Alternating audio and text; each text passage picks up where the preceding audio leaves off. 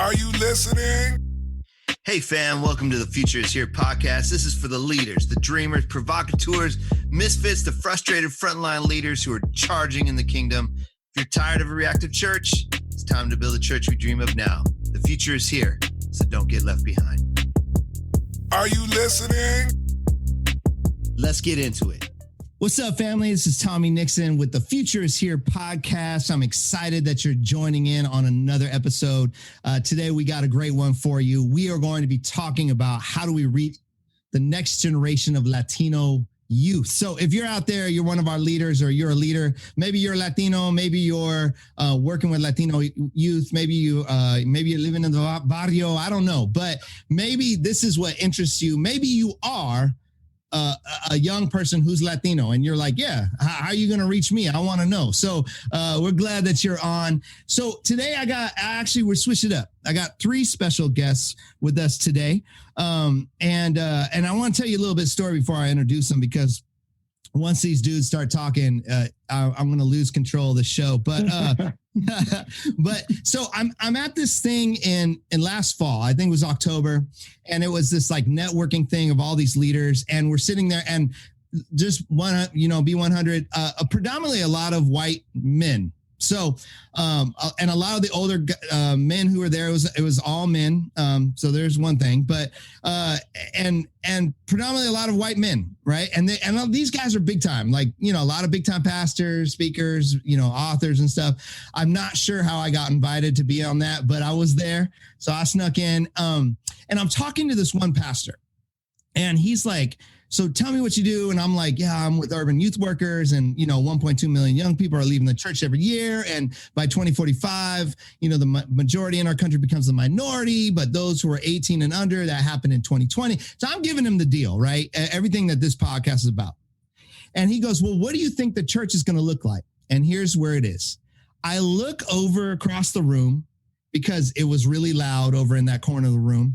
And I look over and everybody there was maybe early 30s, but in their like mid to late 20s, and they were all leaders of color. And I just looked over and I noticed all these cats, and I just was like, that's what the future looks like right there. So the future is young, it's urban, and it's multi-ethnic. And so I invited three of those guys to join me today.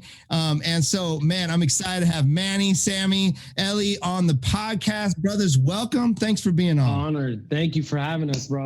All three of our names rhyme. Look at how you orchestrated that. I love it, man. So let me, just so that our listeners know who you guys are, man, if you guys can go ahead, we'll start with Manny, man. Manny, give us your name. We also want to know, it's kind of interesting to this because there's a point to it. What's your ethnic makeup and where are you coming from, man? So give us your context. We'll start with Manny. Yeah, thank you.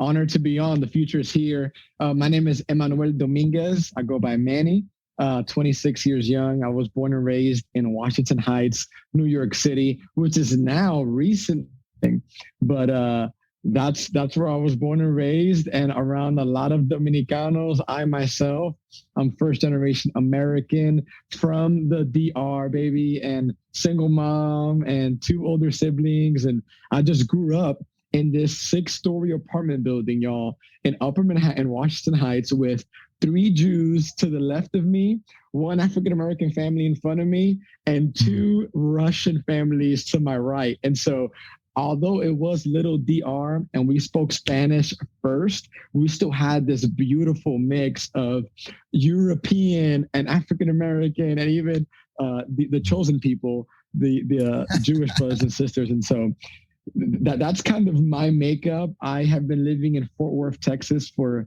about to be 5 years now, which is crazy. And so if you want to talk culture shock at some point, we can have that conversation, because now I live in white suburbia in Fort Worth, and we're doing amazing work here. But yeah, man, that's me.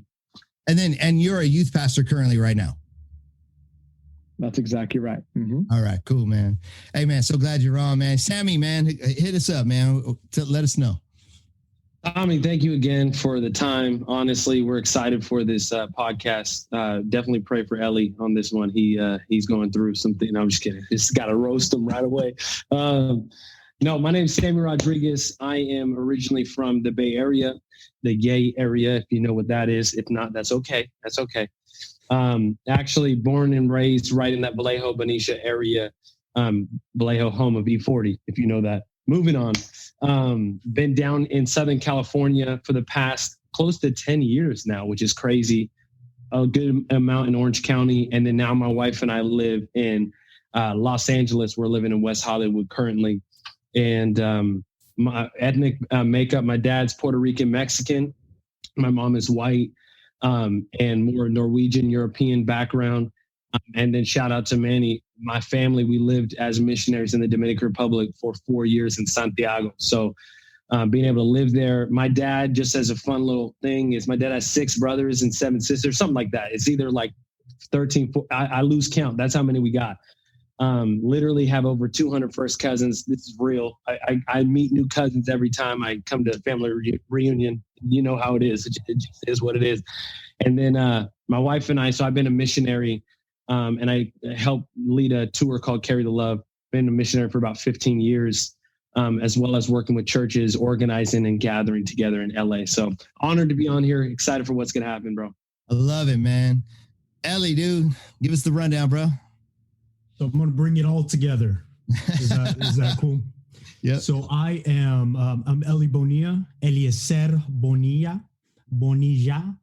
And I was born in Pasadena, California. So shout out LA. My father Let's was go, bro. Yeah. I was born in Pasadena. Okay. Go on, shout out. I'm going to bring it all together. Let's go.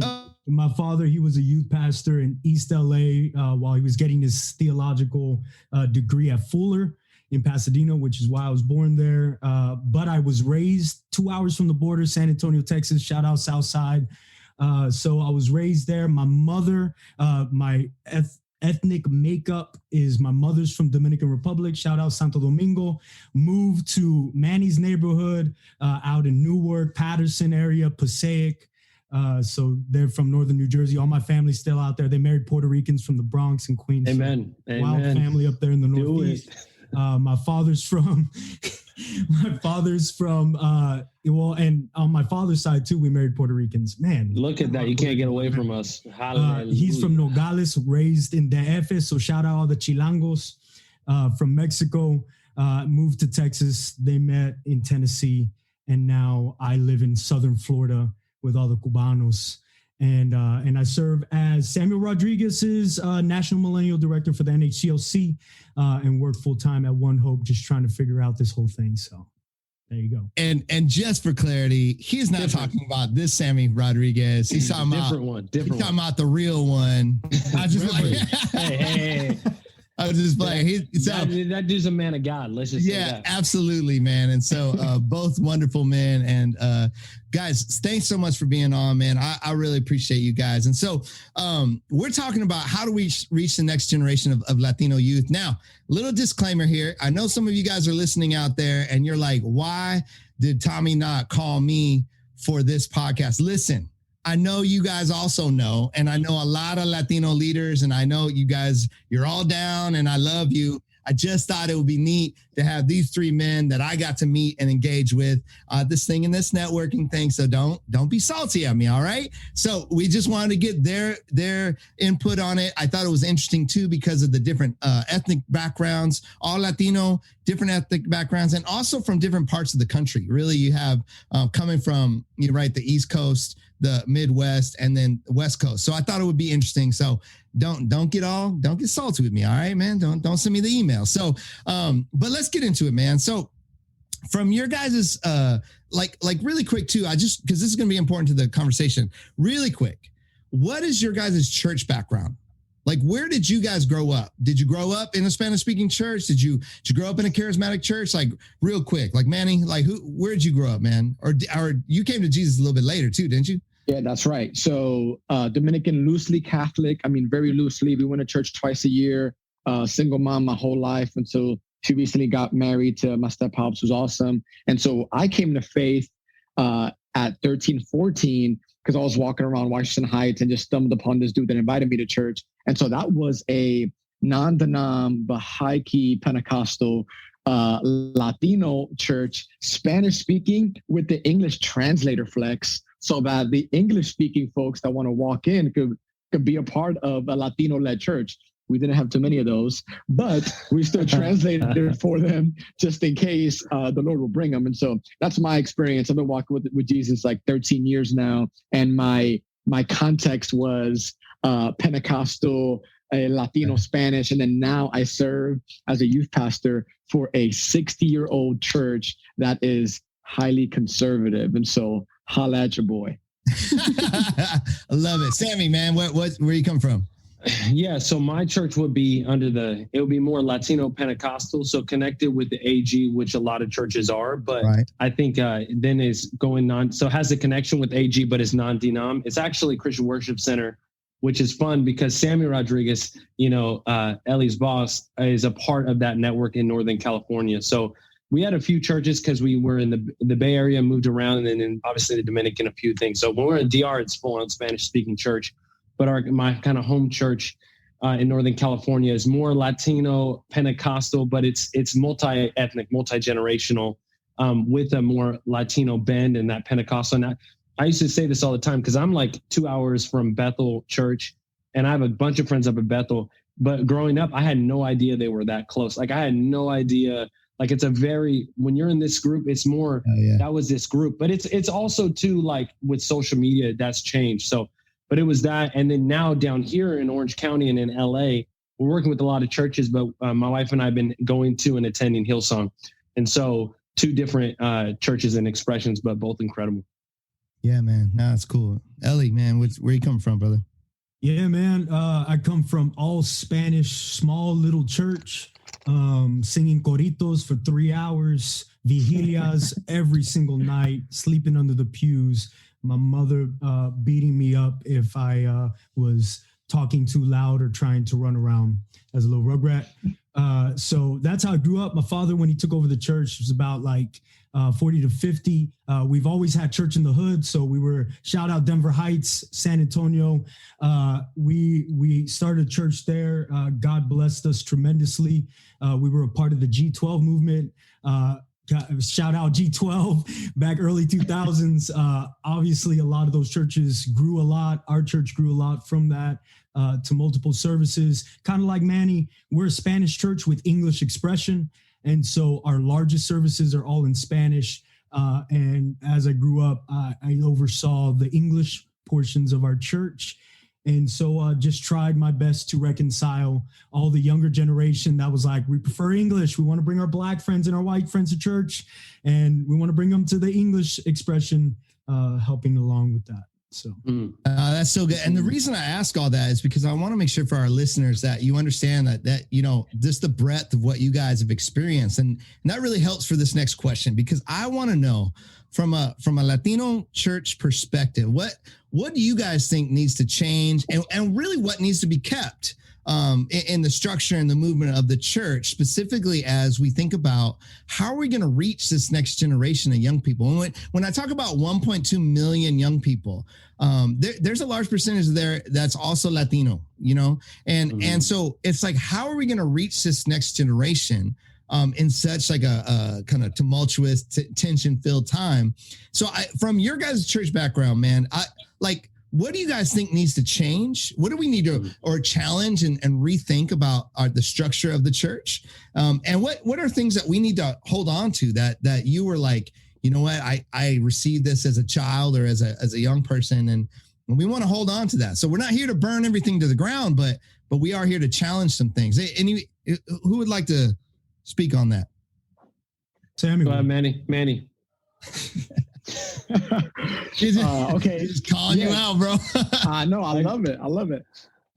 For me, the first thing that came to mind was, and this is something that I think needs to change, is in my experience as a youth pastor now for about 5 years, full-time, is social anxiety is at an all-time high. I mean, I didn't even know what that phrase was growing up. I don't know if social anxiety existed when I was a teenager, but now that I'm working with teenagers specifically, it's it's through the roof. I mean, young people don't even know how to engage with each other in bigger crowds because of a fear of being misunderstood or rejected or isolated. And so what they do typically is isolate themselves and then try to connect on their phone. And so what the church has historically done a great job of, but I think is no longer as effective, is try to say all the right things and model a behavior that shows our members and our visitors that we need to be eloquent in our speech and excellent in our presentation.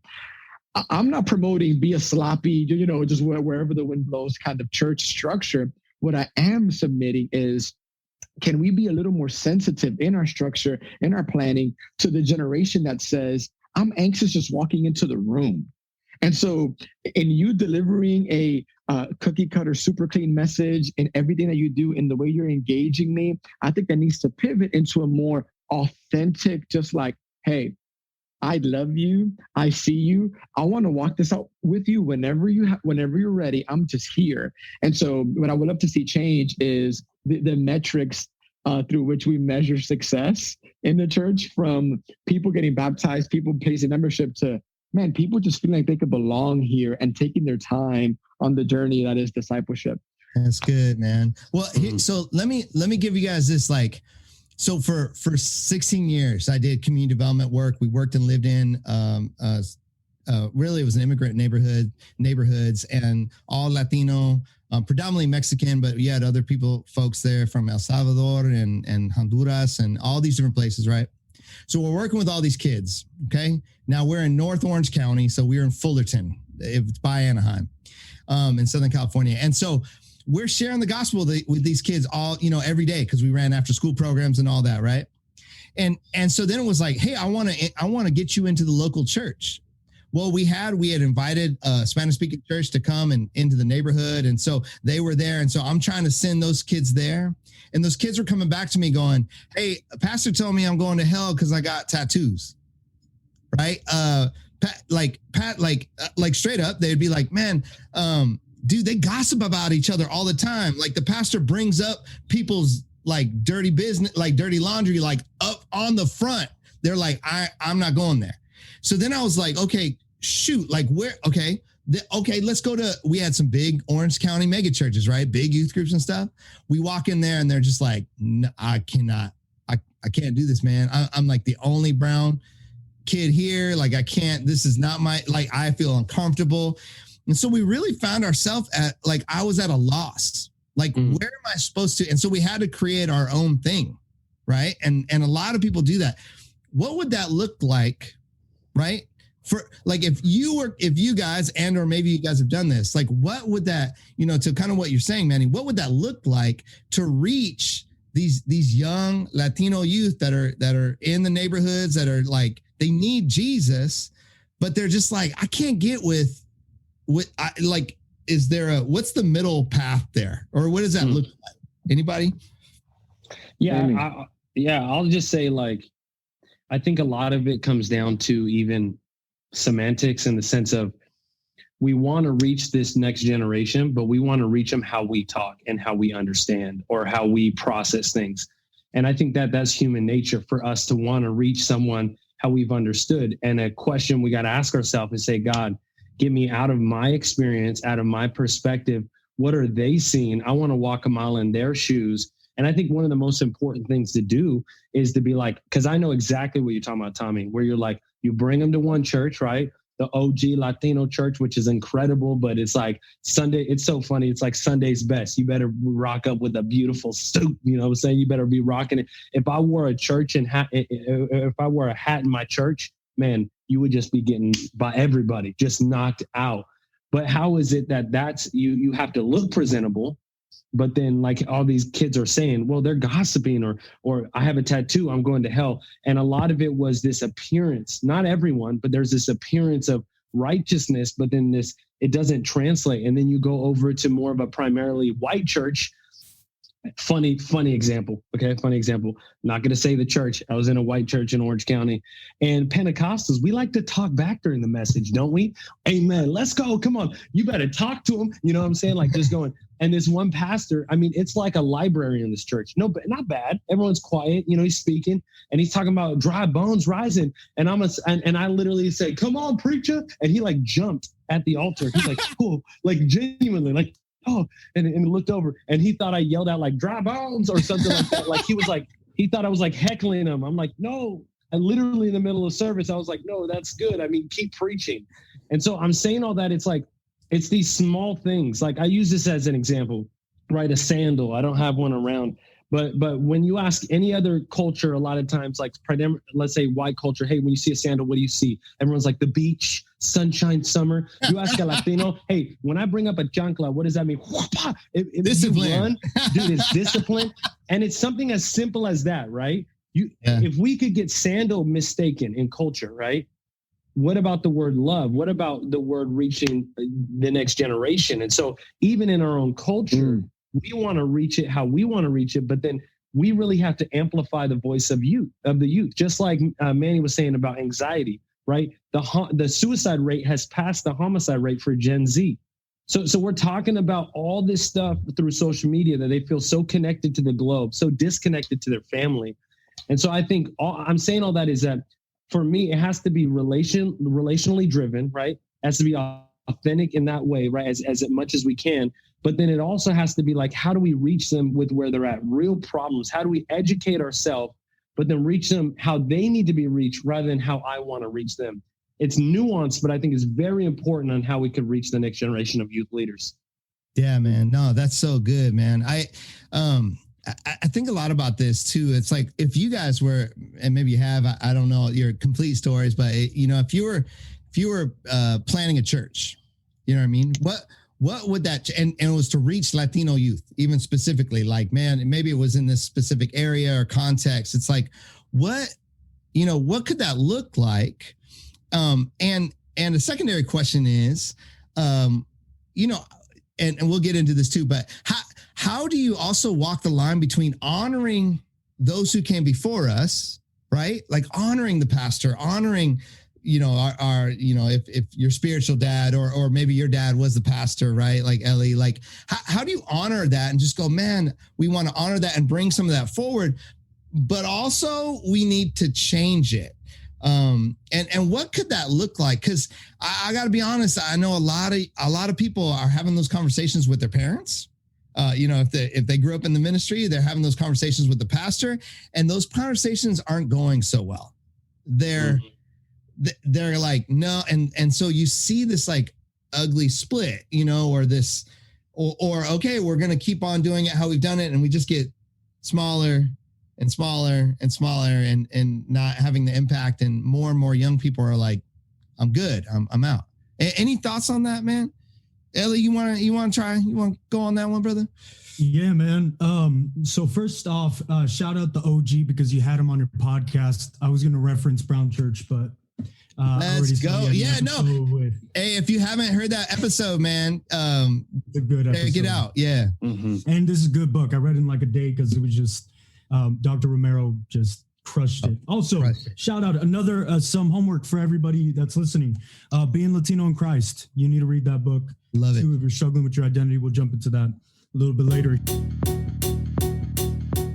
If you like what you're hearing, keep listening, but also make sure to check out our newest leadership resource, The Leadership Journey, by hitting up our website at UYWI.org.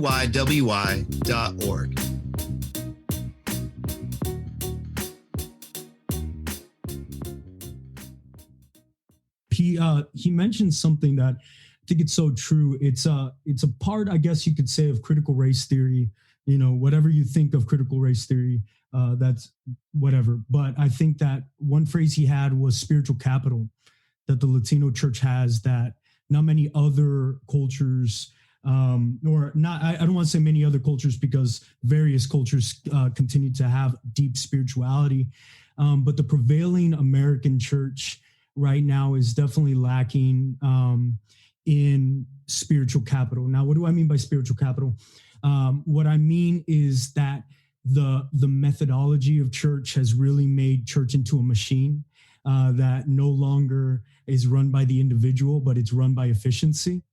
And I've seen a lot of my friends, they'll leave the Latino church for sure, but then they'll go to these larger churches and the machine will just chew them up, right? And spit them out. Or they'll go and, like you said, it doesn't look like it's built for them, because the reality is it's not built for them. It's built for those that can contribute financially. And so for us stepping forward, what we need to understand is no one of the cultures are the answer to revival in America, but definitely each culture holds a spiritual weight to it that is a part of the greater puzzle. What do I believe the Latino holds right now? There's a family crisis in America. Like, the nuclear family is just in disarray. And right now, who's holding it down? It's the Latino by sheer numbers. You can add also into that everyone from majority world, from Africa, Asia, the various other groups, the brown church, as Dr. Romero would say. And so I think that there are a lot that we can hold true to in terms of the community aspect. With community does come chismes, so I can't front with that. People are going to gossip. I'm just saying, do you have to do it from the front? You know what I'm saying? Like that. Hey, and I've been in those services, by the way. Not my so dad funny. Doing that, but I've been in those churches, and they are awful. But what is equally awful is treating your members like a dollar amount. And Amen. So, do you want to pick your poison? So if we're trying to find an in-between, somewhere in between structure and spontaneity, I think you find the beauty of a multicultural expression of Christianity. And hopefully we could crack that code soon. Man, no, it's so good, man. That was so good. Here's a question for you guys. And then I'm just going off script, guys, because I just want to wonder what you think. How much of the structure of predominantly Latino churches in the United States, how much is that based off of a Western missionary model that was given, in Latin America, in these other places in the world, that was exported from Western European Christianity and Western thought and structure and practice, and how much do you think that's a factor in the way things are run, today, and that kind of tension between well, how do we move into the future? And to what you're saying, Eli, like, how do we retain a sense of identity, a Latino identity or ethnic, cultural identity that's so important to Dr. Romero's point? Like, it's a gift that we should receive, anybody, any thoughts on any of that? Because I've thought a lot about that, and I just go, man, one of the structured things that I find in even we're talking about the Latino church right now, but is that kind of top-down authoritarian leadership, like maintain control, power structure kind of that I just go, man, why does it have to be that way? And I've seen that choke out young believers, that are just, they want Jesus, they want to, and it just kills them right now. And now that's not just a Latino church issue. I see that's across the board. And I think there's some white power structure things that we could get into, but anyway, so check out the rest of the other podcasts, but yeah. So any thoughts on that? Keep going, Eli. Oh, I have a lot to say about that. Come on. Well, it definitely does depend on what Western structure you bring in, because not all Western structures that we're colonizing. Well, I mean, Catholicism, De Las Casas, all that, that struggle down there. But I think for all three of us that are on here, the Pentecostal charismatic expression, even from Azusa and how it's spread, now it's the explosion of the Pentecostal church in the world. I think we're going to hit close to 600 million very soon. We're the fastest growing faith movement. I think what happened in a lot of it was the style of the movement was tarrying. It was long form, 3 hours. We're going to yell, we're going to shout.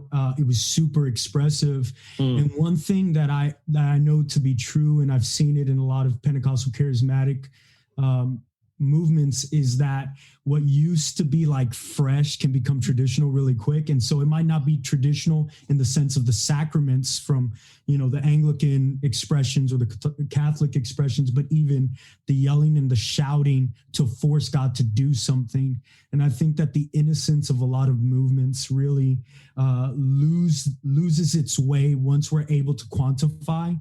And a lot of these movements that happened in Latin America and even here in the States became quantifiable. And then you were able to transfer that. And I think it really murkied the waters. And so my question to the group, to piggyback off of what you said, and maybe Manny and Sammy, you can speak to this a little bit as well.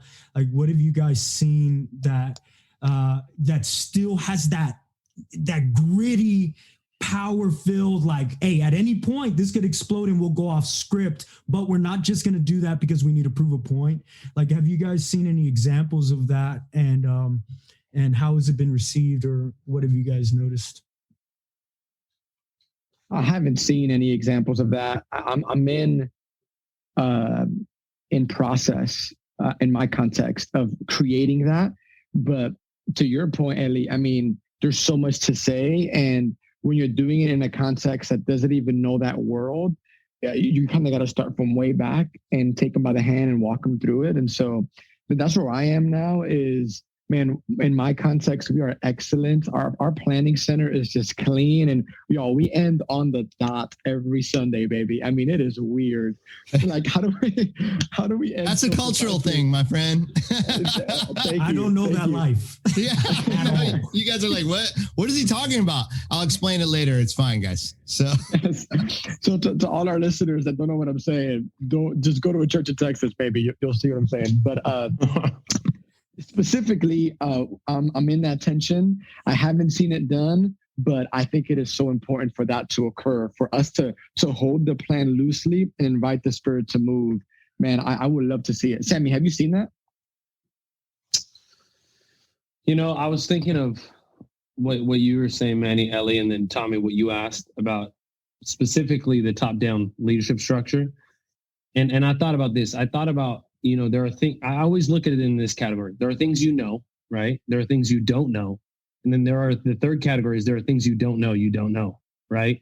And I think a lot of times people are in a place where they just don't know what they don't know. And I feel like even as we talked about the Latino structure, whether it's controlling or top down or any of that category, and talking about, something that's more organic, spontaneous, as well as structure, like Ellie said.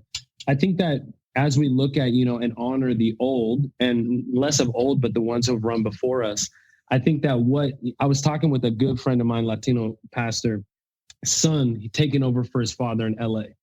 And he was giving me feedback, which I agreed. And he goes, I really feel like there was an addiction to big in the church.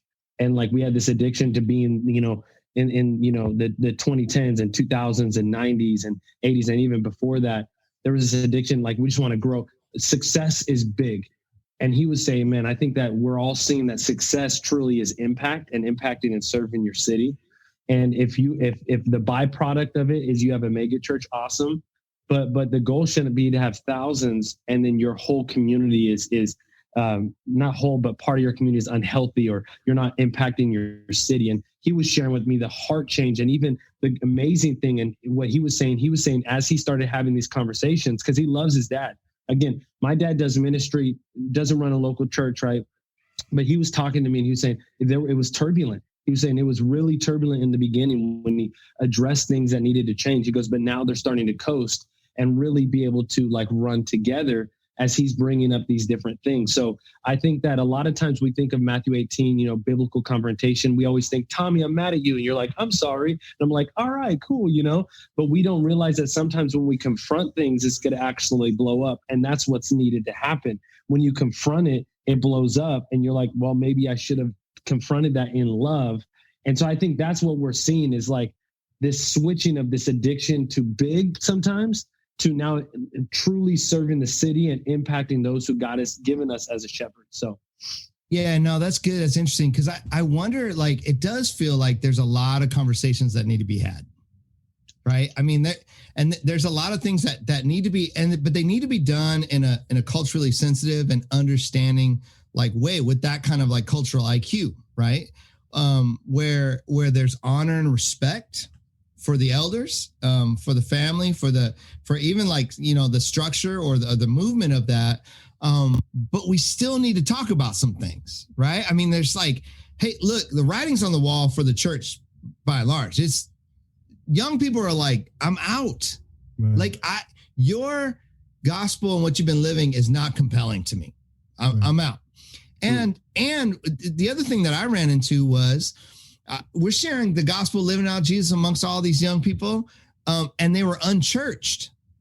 So that was another thing that was really difficult as we kind of started moving into church spaces. And I got to be honest, I failed at this so much. I planted a church, multi-ethnic church. A third of the church was young Latino, right? And I've known them since they were children. Now they're some of your guys' age. And so now we're walking, but they really struggle with some of the functions of the church, like, right.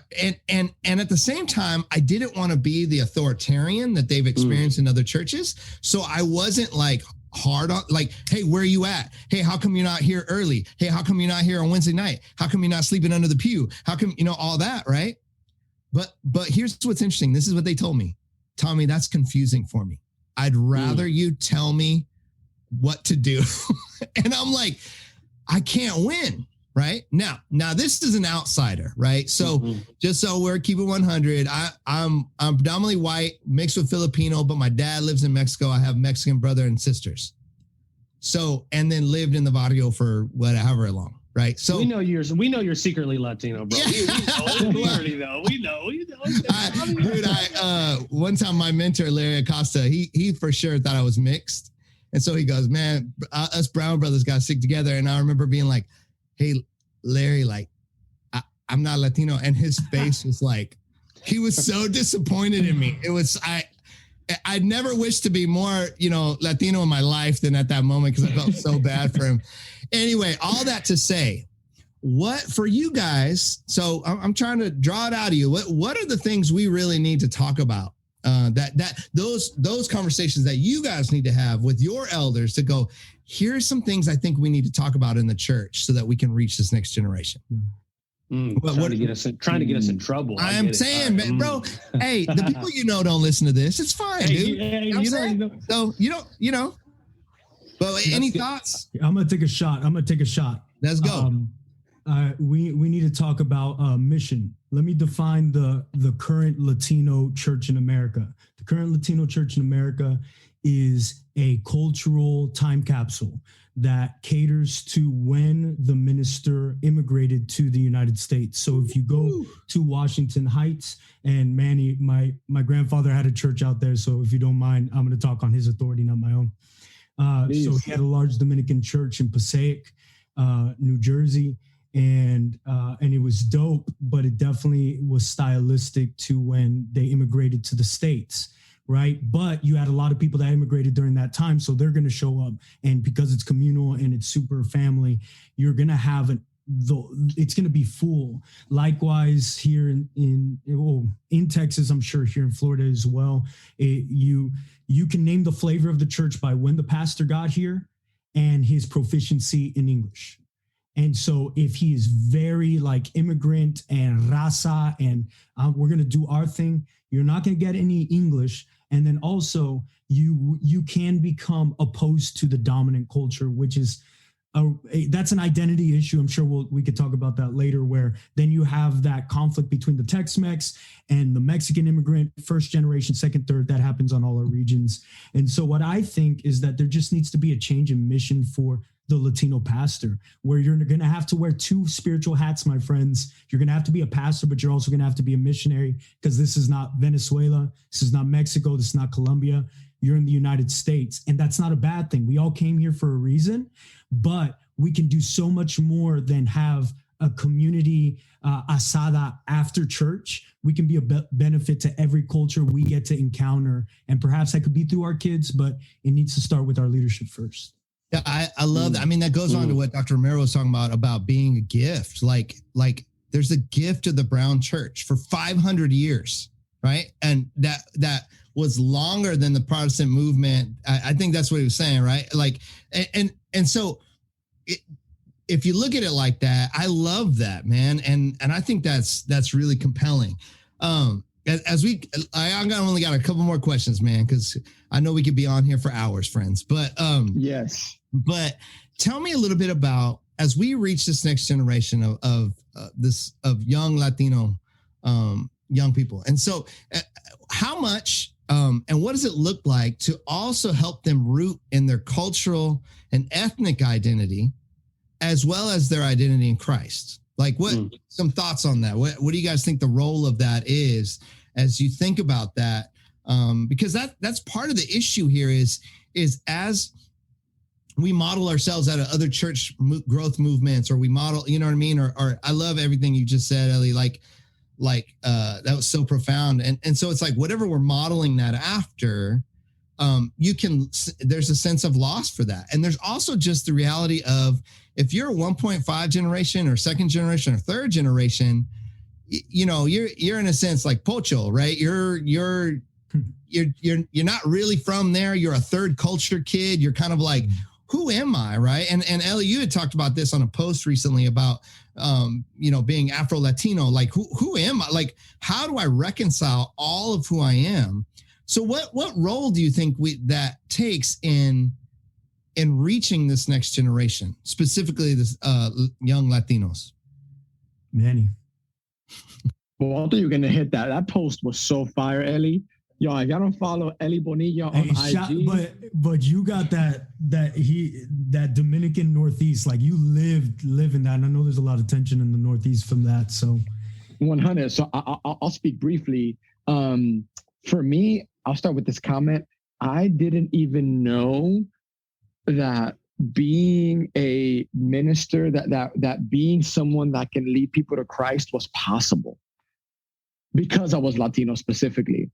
So although I was at this Latino church, my senior pastor did, I think it was 2 decades in a federal prison, encounters God in the pen, comes out on fire for God. And I'm like, duh, my pastor had this crazy encounter with God. Of course he's going to be, on fire and lead people to Christ, but that's not me though. And so I never attributed it to him being Latino. I attributed it to him being in prison. And that's why he's somebody that's sharing the gospel. So for me, my identity crisis was found, and I knew early that I had the ability to connect with people relationally. I knew that me speaking 2 languages was of some benefit. I knew that I had the charisma to connect, and I loved God passionately. I wanted to share him, but because I was Latino and I didn't see, when I looked around, any Latino pastors that I can like model my life after, I felt like it just wasn't for me. And so succinctly, in the New York context, y'all, my family is still living in Washington Heights, and I can't think of one church to recommend for them to attend, and they're Spanish speaking. Isn't that heartbreaking? That I'm telling my mom, like, yo, tune in to this other church in Florida because they're popping, and they're like, and I support that. But that in my childhood context, there's no place to point them that's a healthy Spanish-speaking church that would disciple them. And so, anyway, I don't even know if that answered the question, but that's the first thing I thought about. I mean, honestly, like, I think that's so good, man. As we just kind of wrap, our time together. I wish we had more time, bro. I might have you guys on again. I don't know, man. We'll figure it out, bro. But as we kind of wrap, man, it's interesting because you're running what you just said, Manny, is that's the issue that I found. And one of the thing that I love about you three is that, and one of the reasons I have you on, and there's a bunch of other leaders too. Some of you guys that are listening, man, part of our community. That's why you guys are so important. If you're a leader in the kingdom of God, you're Latino, your ethnic and cultural background is a gift. That's right. And we need you. We need you to continue to be out on the street, to continue to plant those churches, to start those ministries, to share your voice, right? To have the hard conversations with your pastor, or you know what I mean? we need to want to figure this out together. And UYWI wants to be a place for that, where we can be, a place where we can figure that out together. I can set the table and you can have the conversation, right? I mean, that's what I'm here. I'm a bridge person. But the reason I asked you three too is because I had heard word on the street was that you guys had got together to talk about Latino leadership in the United States, like this next generation. And so we want to continue to follow you guys. We want to learn from you. We want to, I'm here to support you. So I'll say it on record. I'm for you guys. So however we can help see that happen, we want to see it, man. So as we wrap, man, how can people follow you guys and know what you're up to? Give your stats, man. Let people know. Look at the humility of these cats, man. I love it, man. I'm just gonna call out. Go ahead, Sammy. The only thing I would say, as I'll give you this, and I'll follow up with this. If you're Latino right now and God has chosen you to be just such a bridge, and if you're listening to this podcast, I believe that you're in one of the greatest, decades since the death, burial, resurrection of Jesus. And I think that God has placed you as a Latino to bridge the gap. It's the beautiful thing about Latinos, friends with so many different cultures. And so I think one of the biggest things that we're dreaming of, we're just in the beginning stage, Tommy, like we told you, but we're just dreaming of how can we, not that we have it all together, but give permission away to this next generation of youth, these young 20s, teenagers, even before that. And how can we do that? How can we resource them? How can we give everything away for free? How can we literally just say, we're in your corner, whatever it takes? Because we've experienced control or different things like that, not only in the Latino church, in the world, everywhere. We just want to be as much as we can like Jesus. And so I say, for me, I'm on Instagram. Follow us. We'll have more information as we're going out as far as even what this, platform is going to be like. And then the biggest thing I would ask for is just prayer. I really, really, really believe that there's going to be, both that equality and equity and that investment into the Latino community. And we're just getting started. So I love it, man. Okay. We give them your handle though. How can they follow you on IG? At Samuel M. Rod. All right, man. Yeah. Manny, what final thoughts, brother? And how can we follow you? And I know your wife actually is the gangster on IG, bro. So, and talk about identity and culture and so anyway, let them know. I'm telling you, you got to have us back. But I appreciate the final thoughts. I'm like, you can have 3 Latinos on here and just not give them a final thought moment. Like, we need final thoughts on this. You like how he didn't even ask? I was like, one last thing. Yeah. Sammy was like, I know, bro. I got to rap. That's why. But go ahead, Manny. Final thought, Exodus 3. I've been cooking in Exodus 3 for the sermon I'm going to preach next week. And Moses stands before God. God is in this burning bush. And he's telling Moses, like, yo, I need you to pull up and lead my people out of Egypt into the promised land. And the first words that come out of Moses' mouth repeatedly are like, who am I? Who am I to do that? Who am I? Like my tongue gets tied up. I stutter. I can relate to that as a Latino. I talk really fast. Who's going to listen to me? Who could keep up? Who am I? And then God responds with saying, the I am will be with you. And so here's my word to the Latino listener, the person of color listening, even my white brother and sister listening. Who you are matters so much to God that what he sees in you and who he sees you to be is so much greater than you see you to be. And so for a moment after you hear this podcast, I want you to have a moment where you sit and you ask God, who do you see in me? Good, bro. God, give me eyes to see me the way you do, because my limited view of myself is not what I want to live through. I want to live into the identity that you've given me. And for Moses, it was a stuttering ex-murderer, foreigner in Midian, married this woman that he shouldn't have, but he did, and started a family with dude, who then God used to lead the people into the wilderness and then ultimately through Joshua into the promised land. So you can follow me at Manny Dominguez on IG. That's all I have. I try to keep it simple. And my wife is popping. She's beautiful. And she's at Curls with a Promise. You can follow her too. Yeah, man. Brothers out there, if you want to know that there's a God, look at all of our wives. Yes. And you'll you'll see God does miracles. And so, Ellie, man, let them know, bro. What's up? Yeah, speaking of our wives, I tricked my wife into marrying me, and been tricking her every single day that it was a good decision.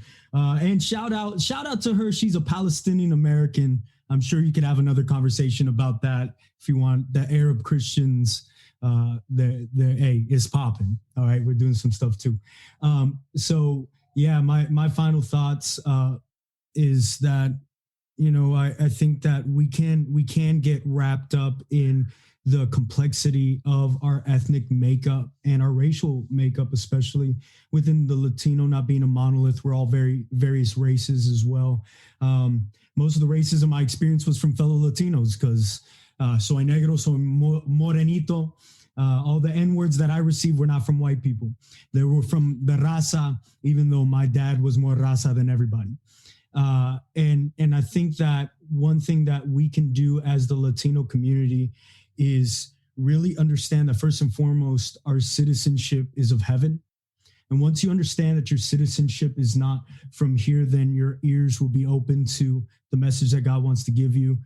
Just like Moses was a Hebrew growing up in Egypt. He knew how to navigate both languages. We know that Jesus may have been even trilingual because of where he grew up in Galilee.